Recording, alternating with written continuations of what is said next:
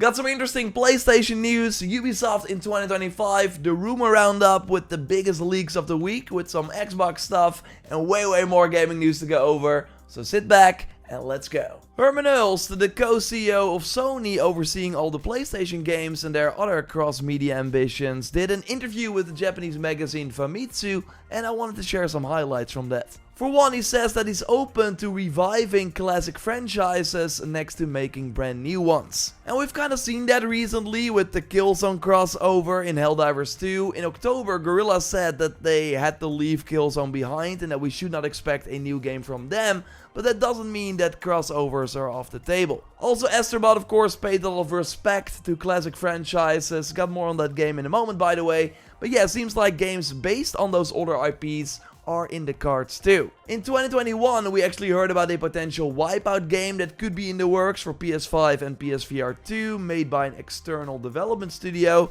Unclear if that's still happening, but yeah, that might be the path forward. Like, we know Naughty Dog won't go back to Jak and Daxter, Insomniac won't touch Resistance again, and Sucker Punch has repeatedly said that they have no plans to revisit Infamous or Sly Cooper. But that doesn't mean that other studios can't. I in particular still think that a new Infamous game would be really awesome and could be huge, like an open world game where you play this overpowered character with awesome powers. Still think that Remedy could make a really good Infamous game, or giving SOCOM to a great shooter studio and make it into a live service title, I think also has a ton of potential if they can really bring back that tactical gameplay. If you think about it, that game was really ahead of its time. Of course, curious to hear what classic PlayStation IPs you would want to see back in the future. Now, Uncharted is of course the biggest franchise they have that has no active project announced. In the interview, Herman actually notes that the first Uncharted, Drake's Fortune, had an insane impact on PlayStation Studios. It brought amazing graphics, a great story and good game design together, and it changed the direction of the game production at Sony's first-party studios. And if you think about it, it was really that first third-person action-adventure game that after that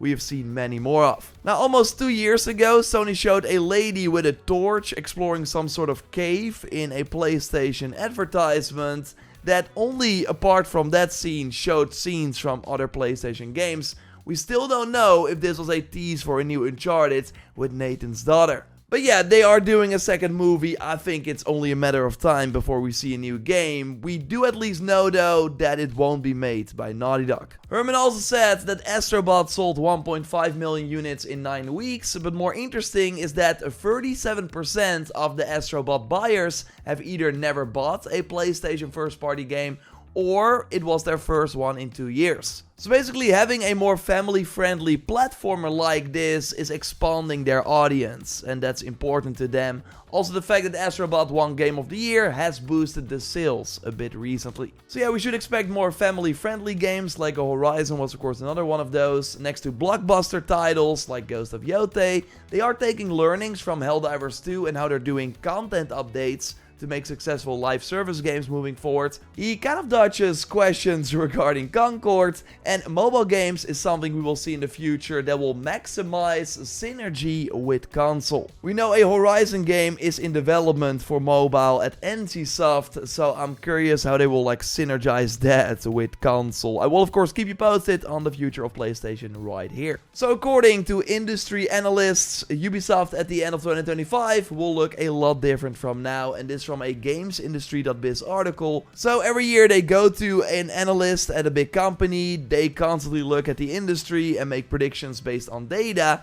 And yeah, Ubisoft only launched major flops in 2024. Only Rainbow Six Siege is doing well for them, but that's obviously not enough to keep them afloat. So a lot is riding on Assassin's Creed Shadows to be a breakout hit, but of course the road to launch has been pretty rocky so far.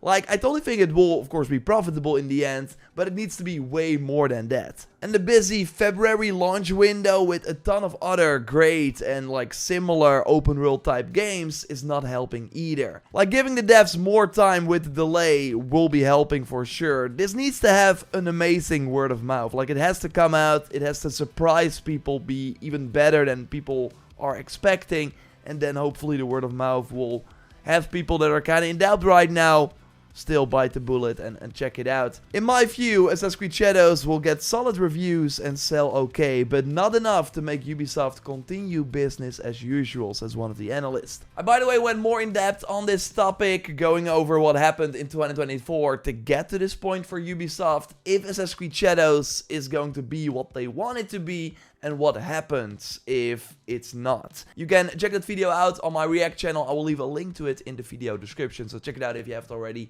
A like on this video would of course really help me out, because every Sunday we post a big gaming news roundup like this, so subscribe to not miss it. And would be awesome if you subscribed. We're close to the 1 million.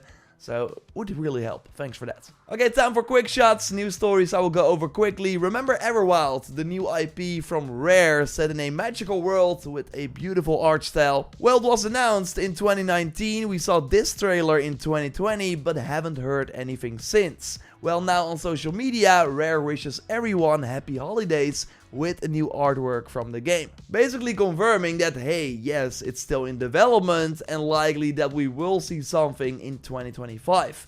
Earlier this year, we also heard rumors that it was still coming and that it would be an online multiplayer game, so probably similar to Sea of Thieves, Rare's other game. It kinda makes sense, but I was hoping that this would be a single player open world game. Like, let me know if this looks appealing to you, and I got more Xbox leaks in a moment. Seems like Dead Space is dead. They wanted to do a Dead Space 2 remake, but because the remake of the first game did not sell as well as EA had hoped, they cancelled it. And we now learned that Glenn Schofield, the creator of Dead Space and other original Dead Space makers, approached EA to make a new game in the series, but EA turned down the proposal. Now, worth noting that Glenn was most recently in charge of the Callisto Protocol, which of course did not turn out amazing. So maybe it has to do with that, but it seems that mostly EA just doesn't see Dead Space 4 as a wise investment. Never say never, at least the original creators that were interviewed by Dan Allen would love to make a fourth game. Seems like a new Nier title could be announced in 2025, which actually the year the series turns 15.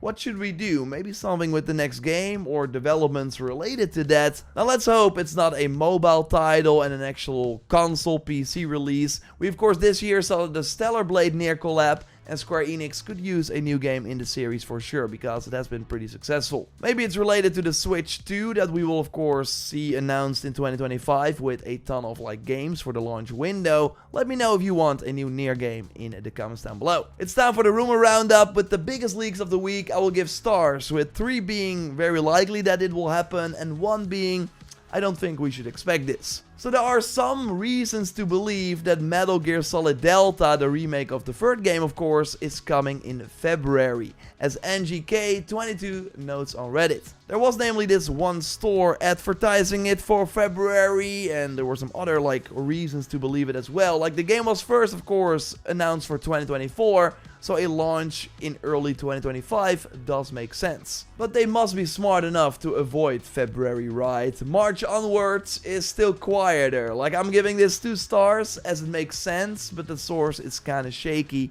I will keep you posted. But yeah, once again a reminder that 2025 will be insane, and I did a big video on everything we can expect. Totally check that out if you haven't already via the link in the video description. So we got movie insider Daniel Richtman saying that we will get more Indiana Jones video games. And also Jess Gordon, who we know has sources inside Microsoft, is responding with a gif saying it's true. And he also later confirmed that he heard Disney picking up the phone wanting more Indiana Jones. Right now, Indiana Jones is the number 14th most played game on Xbox, which is actually pretty good almost a month after launch, and the other titles are of course big live service games. We also learned that Indiana Jones and the Great Circle was the second best-selling video game for the week ending December 14th in US dollar sales, trailing only Call of Duty Black Ops 6. For a title that's on Game Pass, that is actually pretty great. So it seems like it's performing well. It of course has an 86 on Metacritic, but still, do we want Machine Games to work on another game in the series, or like a new Wolfenstein instead, or something else? I still need to get around to playing Indiana Jones, so don't really know the answer. Right now though, I think it might be a bit of an overkill, but of course your thoughts are more than welcome in the comments. Giving it 2 stars for now, not because I don't believe the people that are reporting it, Just more than I'm not sure if it will actually happen. I totally believe that Disney wants it to help grow their big property, but does Microsoft wants to lose machine games for another 4 years to this franchise? And it's probably smart to at least wait till the PS5 launch in spring, so around April, to see how that does before making big plans. More Xbox leaks. We now also have Jess Gordon saying that he heard from multiple sources that if an Xbox game is skipping PlayStation at launch, it's because they either don't have the time or resources to make it happen. So it will basically be the exception if a game is not coming to PS5 instead of the other way around, which is kind of crazy. But from what we've been seeing, this has been the writing on the wall. 3 stars for this. I totally think it's true, and that 2025 will see a ton of Xbox games come to PlayStation. Also, State of Decay 3 was seemingly first planned for 2025, but slipped to 2026. Also 3 stars for that. I totally believe it, and I think it's smart to have that game in 2026 instead. Like, I really think that both Sony and Microsoft don't need more games in 2025. They already have a great lineup, and the third parties will be easily filling out the year. So give your other teams more time and launch their games in 2026. Seems to be smarter, especially if GTA 6 hits 2025. And yeah, this coming week we are entering that exciting 2025. I hope you have an amazing New Year's Eve and overall start of the year. As always, I will be live with my Monday weekly gaming news talk show on the JorRaptor React channel, where I will share some fun 2025 predictions as well. Link to that will be in the video description. For the main channel, I got another Assassin's Creed Shadows video planned, and also another big look at 2025, and of course a news roundup like this at the end of the week. Just subscribe to not miss anything, a like would really help me out, and check out that 2025 games preview video by clicking on the screen. I will speak to you soon, goodbye.